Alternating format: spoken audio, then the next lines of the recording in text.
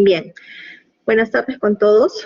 Hoy día vamos a hacer una de las últimas teorías correspondientes al capítulo de gastroenterología con respecto al tema de pancreatitis crónica. Por definición, la pancreatitis crónica está definida como una enfermedad inflamatoria crónica, progresiva e irreversible, que es caracterizada por los cambios morfológicos tanto macro y microscópicos que pueden generar diferentes síntomas de acuerdo a la función pancreática que sabemos, funciones endocrinas. Recordando un poco acerca de el páncreas, ustedes saben que este es un órgano que tiene tanto funciones endocrinas como exocrinas, donde anatómicamente podemos visualizar la cabeza, el cuerpo y la cola pancreática que está dispuesta en el medio por el ducto pancreático, que tiene ductos pancreáticos principales y ductos pancreáticos accesorios y que colinda a nivel de la papila duodenal con el colédoco. Y eso lo hemos estado viendo durante todo este tiempo por las probables causas de pancreatitis asociadas a obstrucción del colédoco, ¿no? Con el ducto principal pancreático, como ya les había mencionado, que es el conducto de Wilson. Una vez más, este conducto pancreático de Wilson colinda directamente a nivel de colédoco y desembocan a nivel de la papila duodenal y tienen algunas comunicaciones también anatómicas por su conducto o el conducto de Sartorini, también con parte de la papila, con una parte duodenal. Viendo un poco más microscópicos, la parte pancreática, nosotros conocemos los ductos principales, que es el conducto de Wilson, pero a la vez también conocemos a los acinos pancreáticos. Estos ductos principales, el Wilson está comprendido por células ductales y los acinos pancreáticos están comprendidos por las células acinares. Al final, a nivel de estas células acinares es donde vamos a tener tanto los islotes de Langerhans o las células delta, las células alfa, las células beta, los acinos pancreáticos en sí, las células P y las células, los glóbulos rojos que están circundantes, que al final todos estos son los que me van a permitir la función tanto endocrina como exocrina, con la producción y liberación de gránulos de simógeno, que van a ser eliminados o sacados a la luz por medio de la exocitosis. A través de la liberación a nivel del enterocito, de la enteroquinasa, va a permitir de que aquellas sustancias de tipo trixinógeno que son liberadas por nivel pancreático sean convertidos en trixina, y estas son los que van a permitir la activación de las enzimas pancreáticas por medio de la enteroquinasa liberado por los enterocitos. Todo esto con la finalidad de poder activar las enzimas pancreáticas y puedan facilitarnos la digestión y puedan cumplir su función exocrina. Entonces, nosotros conocemos que el páncreas libera diferentes enzimas, ¿no? Que están comprendidas a nivel del jugo pancreático. Tenemos tanto la tripsina, la quimotripsina, la elastasa, fosfolipasa, amilasa, lipasa, que son los que nos van a determinar el proceso de una pancreatitis, carboxilesterasa, ribonucleasa, desoxirribonucleasa, que son aquellas enzimas que van a ser activadas a través de la liberación de esta enteroquinasa liberada por los enterocitos.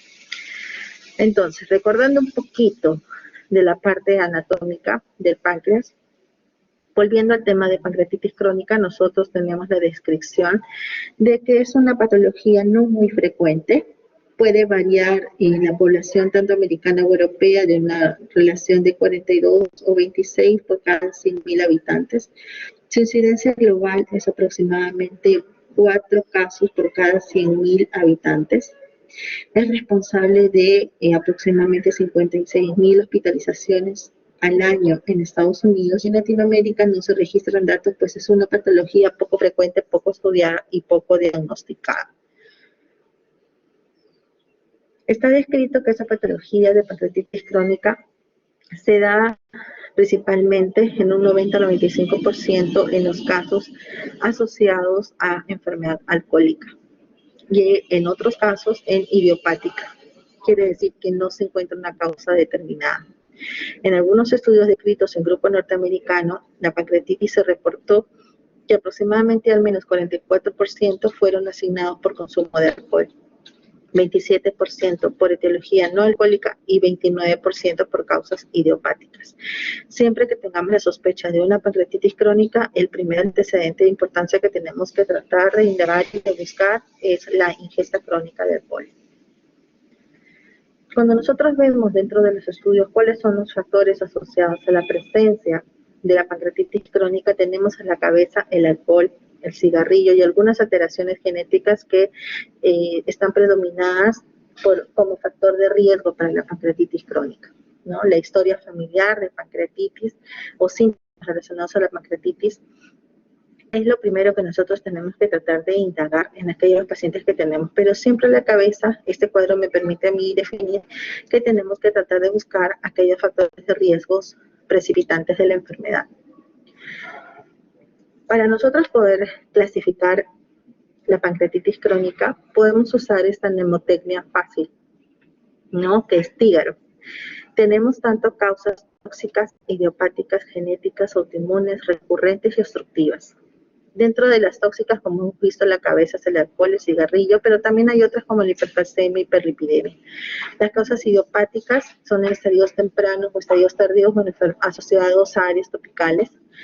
Alteraciones genéticas, principalmente cuando son alteraciones autosómicas dominantes o autosómicas recesivas con modificación de genes, que no es muy frecuente. Si de por sí esta patología no es frecuente, pensar en una posibilidad genética aún más infrecuente, ¿no? Siempre a la cabeza se va la posibilidad de ingesta de alcohol o cigarrillo. Otra causa frecuente también de pancreatitis crónica son las autoinmunes. Dentro de ellos son aquellas enfermedades relacionadas a inmunoglobulina G4, que nos permite clasificarlo como una pancreatitis autoinmune. Otras son las pancreatitis recurrentes o las obstructivas, que son con mucho menos frecuencia. También tenemos algunos otros factores de riesgo que lo podemos clasificar por medio de esa clasificación de Manning, que por una mnemotecnia encontramos factores de riesgo múltiples donde la consumen alcohol, N nicotina por cigarrillo, N nutricional, porque también se ha visto que en aquellos pacientes con hiperlipidemia o un alto contenido de alimentación rico en proteínas y hiperproteica puede aumentar el riesgo crónica. Factores hereditarios, genéticos, familiares, factores de grupos diferentes o cuadros obstructivos también, factores inmunológicos como es la patología autoinmune o algunos misceláneos donde ya está incurrido también hipercalcemia o falla renal crónica, drogas, entre otros. En general, como mensaje, lo que ustedes les tienen que quedar en claro de que esta patología está mucho más relacionada a la cabeza, como les mencionaba, el alcohol, seguido de ingesta de tabaco, tercero lo que son los autoinmunes y cuarto las idiopáticas o las misceláneas. Cuando hablamos de pancreatitis crónica por alcohol, no hay una relación exacta con respecto a la cantidad de alcohol que vayamos consumiendo con la relación directa a la formación de pancreatitis. Se dice que el consumo de alcohol excesivo es la principal causa de pancreatitis crónica, en un 45 hasta un 90% de los casos. Principalmente lo que se menciona es que haber una historia de consumo de alcohol de 6 a 12 años previos con un porcentaje promedio de consumo de alcohol de 80 gramos día. Si pensamos que una bebida estándar, por ejemplo, una copa de vino tiene 10 gramos de alcohol, un consumo moderado, menos de 2 bebidas frías en mujeres y menos de 3 al día en hombres, y un consumidor pesado cuando consume más de 7 bebidas por semana o 3 bebidas en el caso de ocasionales de mujeres. Si en realidad ponemos estos valores en puntos fríos, diríamos que todos en algún momento tendríamos un factor de riesgo como para producir pancreatitis crónica. Por eso es que lo que se determina es que muchos de estos casos no tienen tanto valor con respecto a la cantidad de alcohol que puede ingerir, sino que basta con que sea un consumidor frecuente de alcohol, más asociado a la potencialidad genética que puede tener ese páncreas para producir la pancreatitis crónica, es que se puede activar esta enfermedad. Sin embargo, como les mencionaba, solamente el 3% de los adultos que son dependientes al alcohol o que son alcohólicos crónicos desarrollan pancreatitis crónica, por lo tanto no es una patología frecuente ni tampoco tan relacionado al consumo.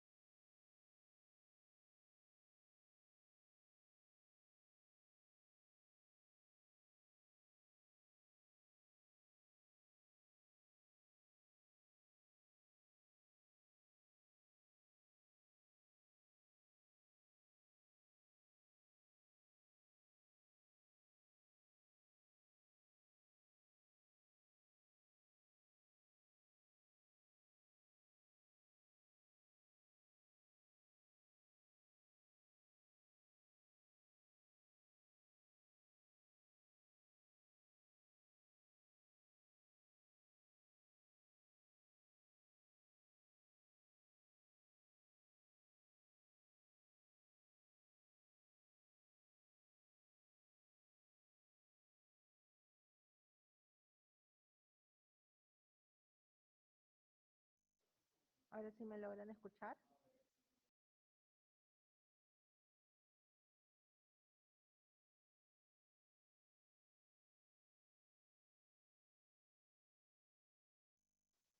Confírmeme, por favor, si es que pueden escuchar el audio.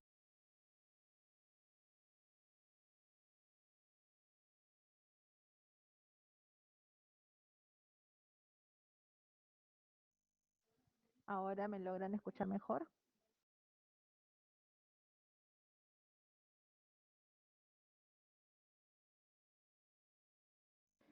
Ya, ok, disculpen chicos, fue de problemas de conexión. Entonces, hablábamos acerca de los efectos del alcohol. Principalmente los efectos del alcohol sobre el páncreas se van a deber a una sensibilidad de las células acinares, que es lo que hemos mencionado, con una activación prematura de esos simógenos. Hay un aumento del efecto de la CK, que es la creatinina activando el factor nuclear kappa beta y la proteína 1. Todo esto va a producir la generación de metabolitos tóxicos a nivel pancreático, que van a llevar a una activación de las células estrelladas pancreáticas por acetilaldehído y estrés oxidativo con formación de colágeno y proteínas de matriz. En conjunto, todo esto lo que va a desarrollar es toda una cadena inflamatoria a nivel pancreático que va a producir una destrucción de los acinos pancreáticos y un espasmo y una disfunción del esfínter de Oddi, disminuyendo su tono y por lo tanto produciendo mayor retención de estas enzimas a nivel pancreáticas que van a condicionar la inflamación y la fibrosis de este tejido. La pancreatitis crónica no es nada más que efectos de pancreatitis a repetición que van a conllevar un proceso inflamatorio. Si ustedes imaginan cualquier órgano que esté expuesto constantemente a un proceso inflamatorio, lo que va a producir es alteración del tejido, destrucción de alguno de ellos y fibrosis o endurecimiento de esto, disminuyendo así su capacidad de función. En este caso, en el páncreas, disminuyendo su capacidad de función endocrina y o exocrina, dependiendo del caso.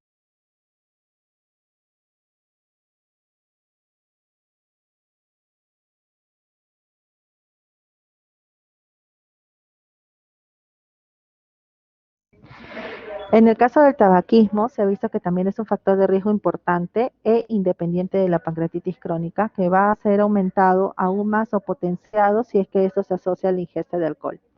Se atribuye aproximadamente el 25% de casos de pancreatitis.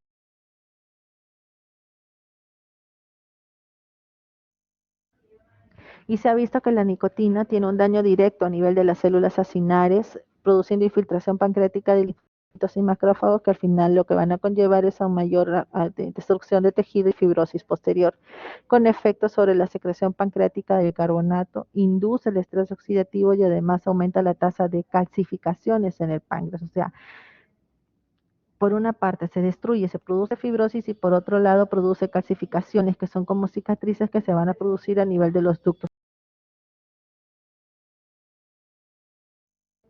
Otra de las causas, como vimos, de la pancreatitis autoinmune de la pancreatitis crónica también es las causas autoinmunes. ¿Qué se ha visto en estos casos? Es que lo que predomina es una infiltración linfocítica asociada a fibrosis. Se ve en aquellos pacientes que tienen factor, digamos, inmunitario, de que hay mayor fibrosis que en otras causas etiológicas de pancreatitis crónica. Dentro de ellos tenemos dos tipos importantes de pancreatitis. La tipo 1, que es la esclerosante o linfoplasmática, donde se ve mucho más acúmulo de tejido linfoplasmocitario con una fibrosis sistémica asociado también a colangitis esclerosante primaria y a niveles elevados de IgG4. Pero también tenemos otro tipo de pancreatitis autoinmune, que es la tipo 2, que es la ductocéntrica idiopática, ¿no? Donde vemos más lesiones granulocíticas y está limitada netamente al páncreas, que incluso podemos ver inmunoglobulina G4 normal. Es más común la pancreatitis autoinmune en hombres que en mujeres. Cuando nosotros hablamos de alteraciones de los cuerpos, estamos hablando de la forma obstructiva. Esto lo que va a conllevar es a una enfermedad litiásica biliar, a estenosis postraumática también como factores causantes o desencadenantes de esta obstrucción, disfunción del esfínter de Oddi que va a condicionar reflujo de las enzimas pancreáticas con posterior inflamación y fibrosis, y también en algunos casos de páncreas diviso, también se ha visto de que está asociado a estos tipos de pancreatitis crónica de tipo obstructiva. Por último, dentro de los más frecuentes también, de los menos frecuentes se ha visto la parte hereditaria y genética, que en realidad es muy mínima la variedad de 0.3 por cada 100.000 habitantes. Es principalmente de la forma autosómica dominante y la mayoría se desarrolla en edades más tempranas. Siempre estos casos que son hereditarios o genéticos se ve en edades mucho más tempranas que las otras ocasiones. No tiene un mayor riesgo de cáncer de páncreas a diferencia de las otras. Entonces, cuando nosotros hablamos de una pancreatitis crónica, estamos hablando principalmente de cuadros de pancreatitis a repetición con síntomas característicos de una pancreatitis, en los cuales se encuentra eh, más de 2 episodios de pancreatitis en los últimos 2 años. Si bien es cierto, el dolor abdominal es el síntoma más predominante, sin embargo, puede estar ausente en un porcentaje de 3 a 20%. Mientras más comprometido está el páncreas, mientras más destruido está el tejido, menor posibilidad de producir dolor. Entonces, puede haber un cuadro de pancreatitis crónica sin dolor abdominal. Principalmente tenemos dos patrones, ¿no? Que son los brotes de dolor o intervalos libres que tengan sin dolor, que es más característico en aquellos idiopáticos o hereditarios, que tienen una aparición más tardía, o en aquellos pacientes que tienen periodos prolongados de dolor persistente con exacerbaciones. Eso nos hace pensar más de que eso puede estar relacionado a una pancreatitis crónica por alcohol o idiopática. De acuerdo al tipo de patrón como se presenta, es el tipo de etiología que nosotros podemos deducir que esté siendo el factor desencadenante de esta pancreatitis. Principalmente son síntomas relacionados a complicaciones locales.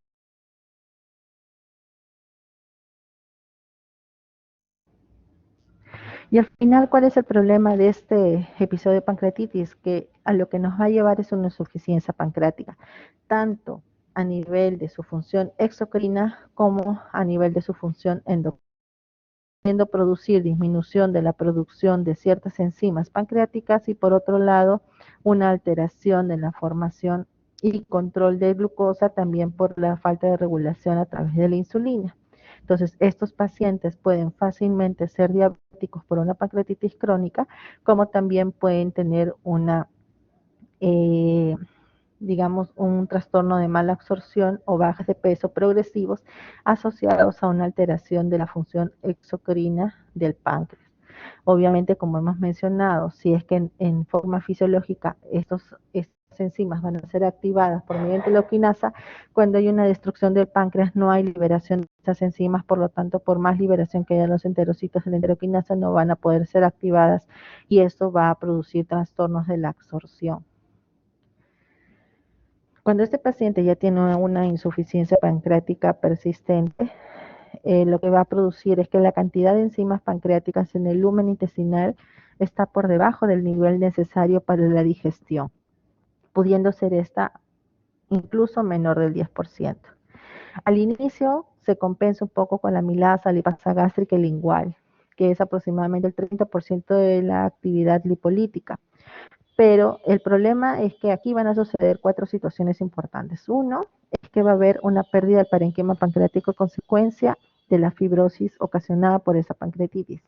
Segundo, hay una imposibilidad de la llegada de las enzimas pancreáticas porque puede haber una disfunción del esfínter o porque puede haber un cuadro obstructivo o puede haber calcificaciones que obstruyan la salida de las enzimas.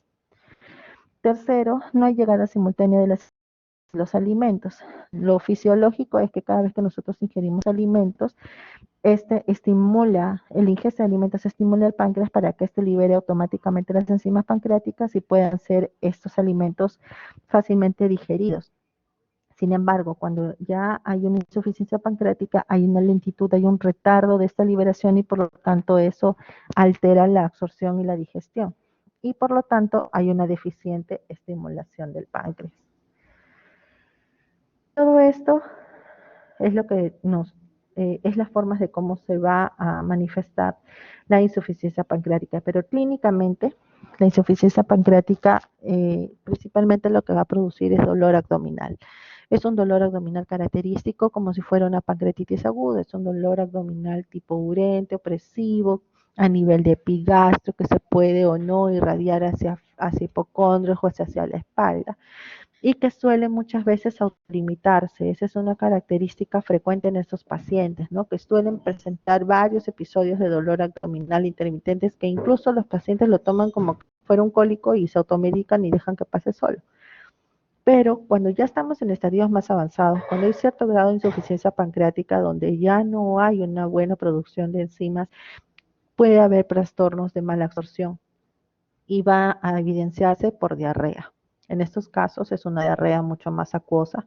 También puede haber manifestaciones de mala absorción por déficit de vitaminas, pacientes en los cuales uno le hace dosaje de vitaminas y lo encuentra totalmente disminuido. Incluso en estadios mucho más avanzados vamos a ver esteatorrea, cuando hay depósitos o sedimento de grasa en las deposiciones que incluso manchan la taza, con deposiciones abundantes, malolientes que flotan en el agua. Todo esto al final, la malabsorción, la diarrea y la esteatorrea, lo que va a llevar es una pérdida de peso progresiva y anorexia.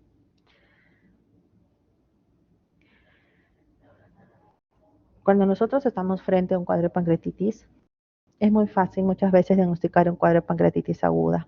Sin embargo, es difícil catalogar una pancreatitis crónica mientras no ahondemos más en los estudios. Tenemos aspectos clínicos que no son patognomónicos de pancreatitis, pero ya nos dan un indicio, principalmente si es que tenemos la historia de un paciente que tiene dolor de larga data a repetición. Y esos hallazgos clínicos nosotros los tenemos que fundamentar por estudios de imágenes y pruebas bioquímicas para poder definir un diagnóstico determinante de pancreatitis crónica. El diagnóstico por patología es muy difícil, muchas veces no se puede biopsiar la parte pancreática y las biopsias es que no nos pueden proporcionar una información fiable del diagnóstico. Entonces ahí vienen algunas pruebas que nos van a permitir evaluar tanto la función exocrina como endocrina y ver si es que hay algún cierto grado de insuficiencia pancreática.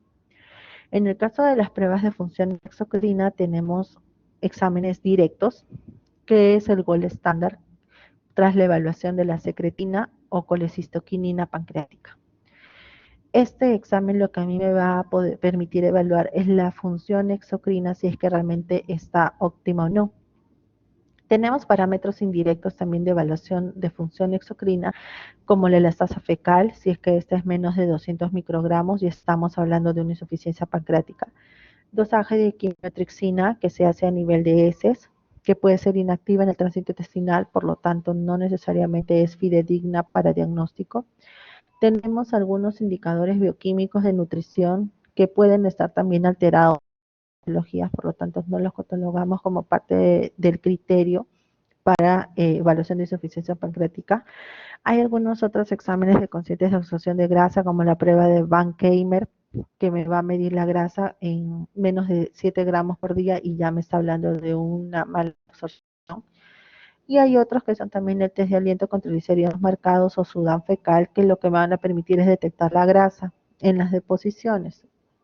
Todos estos van a ser métodos o evaluaciones indirectas que a mí me pueden inducir a un diagnóstico de falla de función exocrina. Sin embargo, el gold estándar para evaluación de función exocrina es el test de secretina o colecistoquinina pancreática.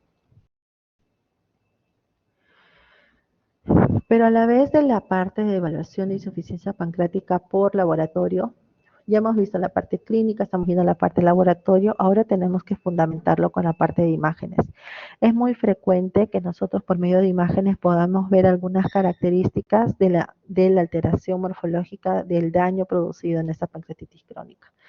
En las tomografías es un estudio de inicio recomendado de darnos el diagnóstico de un 75 a un 90% con una sensibilidad del 85%.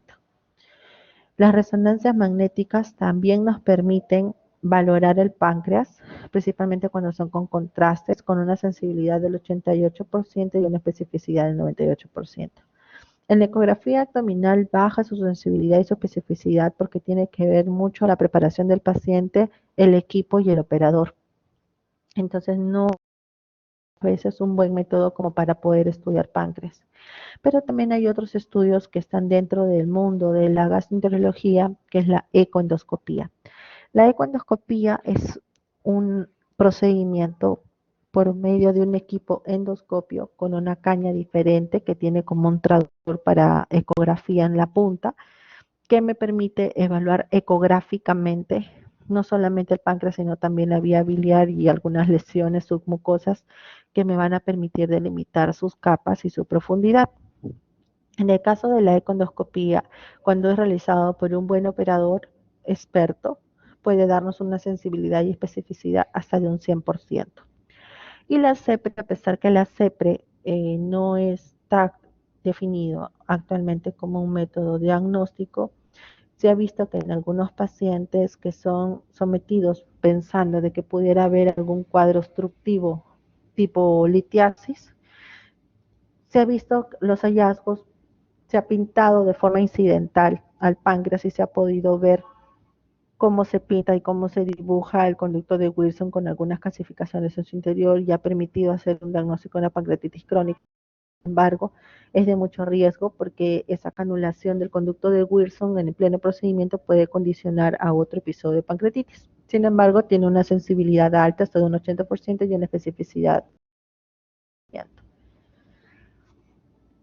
Lo que hablábamos por medio de una tomografía, la tomografía es la tomografía de abdomen, donde vemos aquí el hígado de bordes regulares, vemos la pared de la vesícula que está un poquito calcificada, vemos parte de la cámara gástrica, el vaso, vemos los riñones.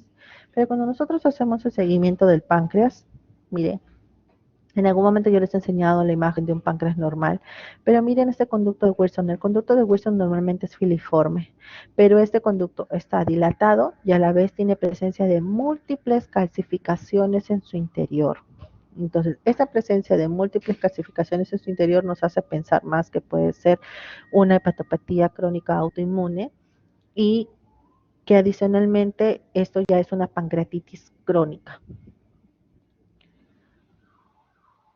Esta es en una imagen de resonancia, muy diferente a la anterior. Si ustedes se ven, acá todavía vemos parte de páncreas. Vemos volumen pancreático aquí con el Wilson dilatado, pero en esta resonancia miren el páncreas. Es un páncreas bien delgado, ¿no? Pero adicionalmente a eso, en un segmento donde tratan de captar la parte del Wilson, el Wilson sí lo ven dilatado. O sea, es un páncreas adelgazado con la presencia de múltiples calcificaciones en su interior. Con la justa se ve acá un poco de masa pancreática, ¿ve? Acá casi ya desaparece, casi todo el Wilson está completamente lleno de cálculos, más a nivel de cabeza. No se ve prácticamente contenido de páncreas, más es el Wilson que está dilatado en una cabeza totalmente atrófica.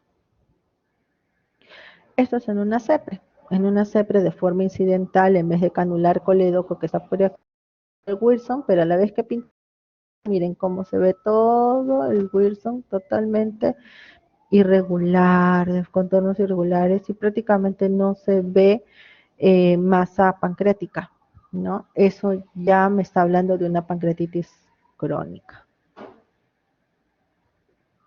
Y este es el otro procedimiento que les mencionaba a nivel de la ecoendoscopía. La ecoendoscopía es una subespecialidad dentro de la gastroenterología que me permite evaluar de forma ecográfica las posibilidades no solamente de vía biliar, sino también de páncreas. Entonces, cuando nosotros hablamos de criterios ecoendoscópicos de pancreatitis crónica, tenemos 4 criterios principales. Lobularidad del parénquima pancreático, o sea que no es un páncreas uniforme homogéneo, sino que es multilobulado, que lo vemos aquí y en este.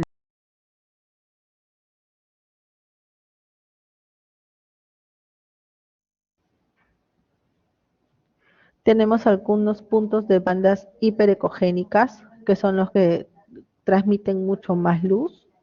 Calcificaciones pancreáticas, que son como estas que refrigen mucho más, incluso que produce ecos.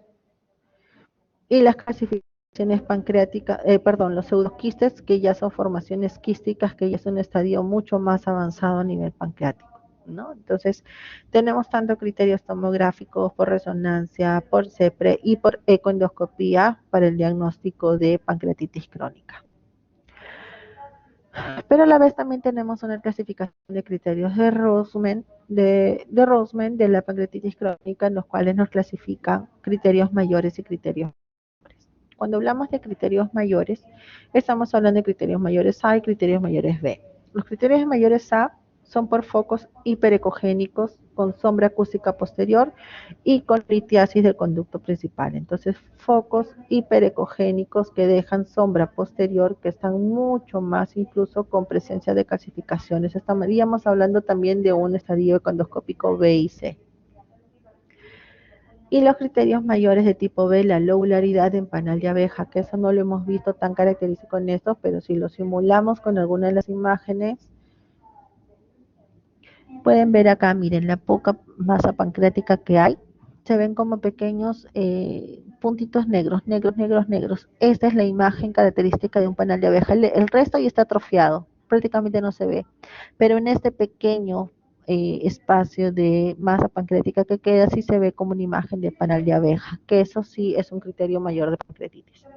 Pero también hay criterios menores, como la presencia de quistes, dilatación ductal, irregularidades del Wilson, dilataciones de ramas secundarias, paredes del Wilson hiperecogénicas, los tractos fibrosos que se pueden ver como otros, ¿no?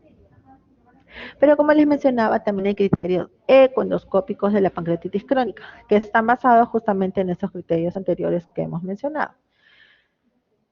Hemos visto que un diagnóstico definitivo de pancreatitis crónica es un criterio mayor a uno de estos más 3 criterios.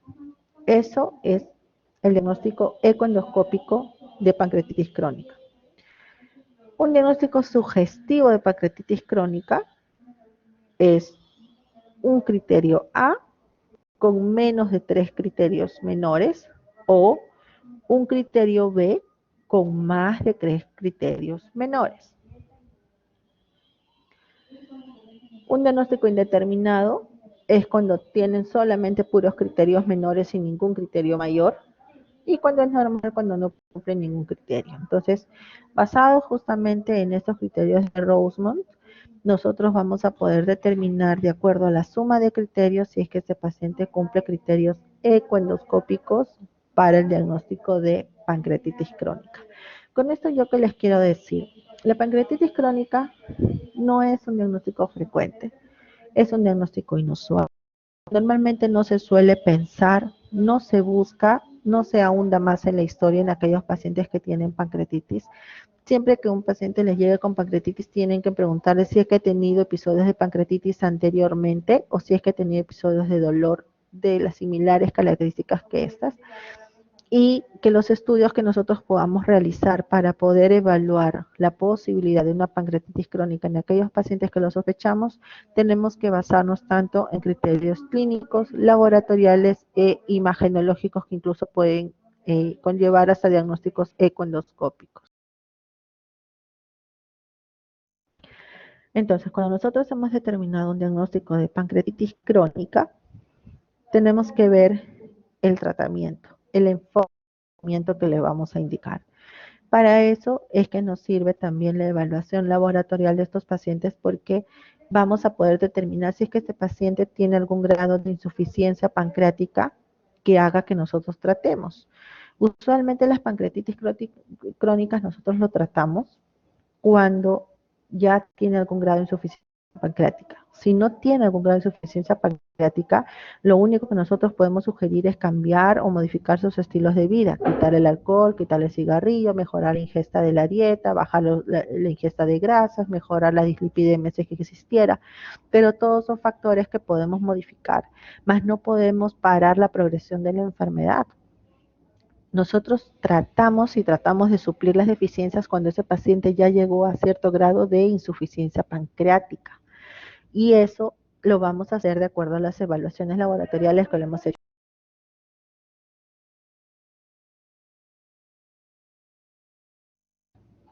Por lo tanto, el tratamiento tiene que ir enfocado a minimizar la secreción pancreática buscando el reposo máximo del órgano. Como hablábamos cuando era una pancreatitis aguda, ¿qué era lo que teníamos que hacer? Esperar a que el páncreas desinflame por sí solo, dejarlo reposar. Lo mismo sucede en este caso. ¿no? Hay que modificar los estilos de vida, hay que ceder el alcohol, el tabaco, las comidas de grasa. Si es que hubiera dolor, hay que dar manejo del dolor. La mayoría de los pacientes que tienen pancreatitis crónica acuden por dolor, que muchas veces se puede confundir con el diagnóstico de una patología biliar.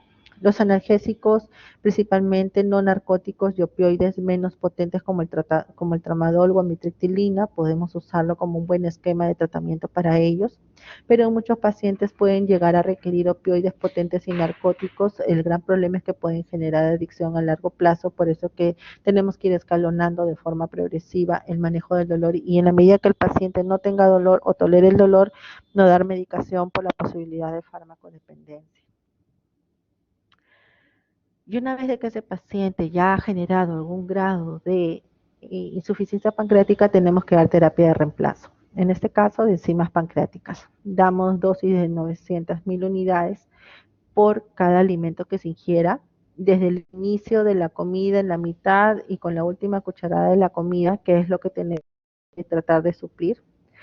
También se puede asociar con terapia antioxidante, con suplementos de algunas vitaminas, debido a de que no hay una buena absorción de ellas y se produce una hipovitaminemia, con suplementos de L-metionina, betacarotenos, vitamina C, vitamina E y selenio.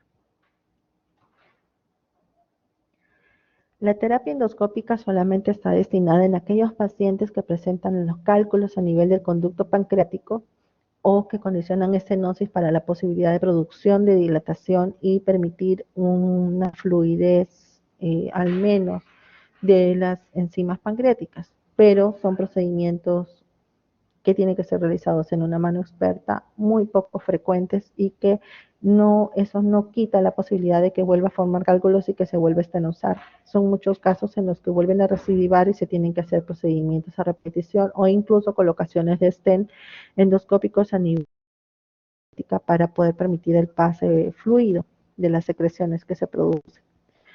Raras veces es necesario realizar una cirugía, principalmente en aquellos pacientes que fallan la terapia médica y endoscópica y en aquellos pacientes que quedan con un gran dolor. Muchas veces estos pacientes llegan a hacer una pancreatectomía completa y tienen que vivir con suplementos de enzimas pancreáticas y obviamente con soporte de insulina de por vida. Bien, chicos, ¿tienen alguna duda, alguna pregunta con respecto a este tema?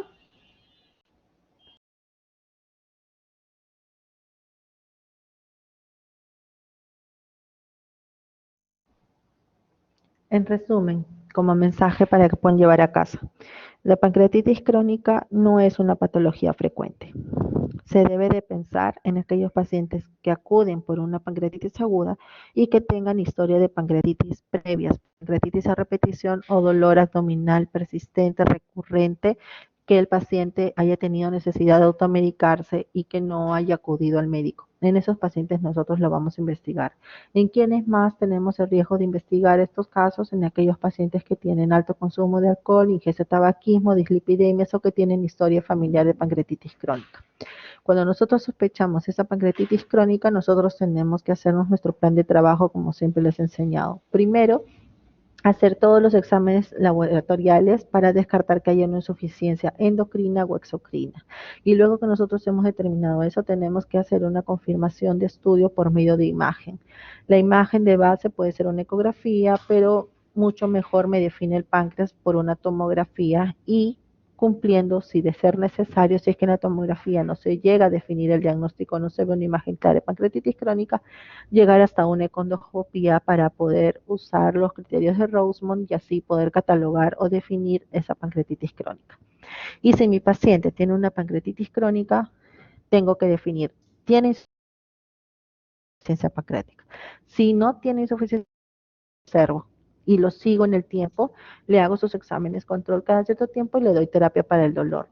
Si es que el paciente tiene insuficiencia pancreática, todo mi tratamiento está en suplir esas enzimas pancreáticas, dar terapia antioxidante y hacer terapia del dolor en el tiempo, obviamente educándolo para que modifique sus estilos de vida y así se pueda disminuir el riesgo de progresión o acelerar la progresión de la enfermedad. Creo que eso en resumen es todo lo de pancreatitis crónica. ¿Tienen alguna pregunta?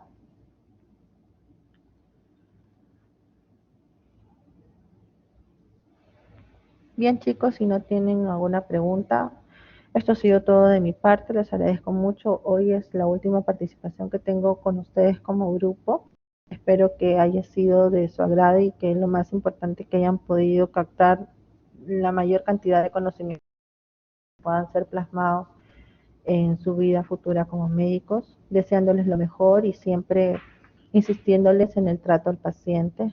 Por favor, siempre entrevisten bien al paciente, saquen toda la información necesaria para que puedan dar una buena historia clínica, un buen diagnóstico y un buen plan de trabajo y así puedan ayudar a sus pacientes dándoles un tratamiento posterior que al final les solucione su problema. Si no hay ninguna pregunta, chicos, eso ha sido todo. Que tengan una buena tarde.